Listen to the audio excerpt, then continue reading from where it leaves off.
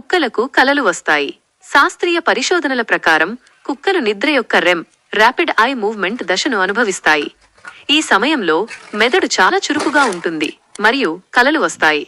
కుక్కల మెదడు నిర్మాణం మరియు నిద్ర విధానాలు మనుషులతో చాలా పోలి ఉండటం వల్ల అవి కూడా కలలు కంటాయని నమ్ముతారు. కుక్కలు కలలు కంటున్నప్పుడు కొన్నిసార్లు కాళ్లు కదిలించడం, చిన్నగా మొరగడం, గుర్రుమనిపించడం లేదా కనురెప్పలు కదలడం వంటి ప్రవర్తనలు మీరు గమనించవచ్చు. ఇవన్నీ వాటి కలలోని అనుభవాలకు ప్రతిస్పందనగా ఉంటాయి.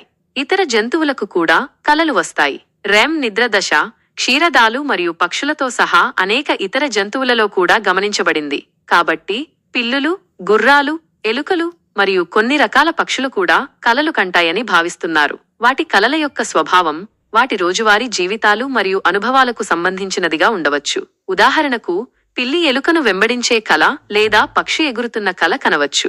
సారాంశంగా, కుక్కలతో సహా అనేక జంతువులకు కలలు వస్తాయి. ఇది వాటి మెదడు యొక్క సాధారణ చర్యలో ఒక భాగం.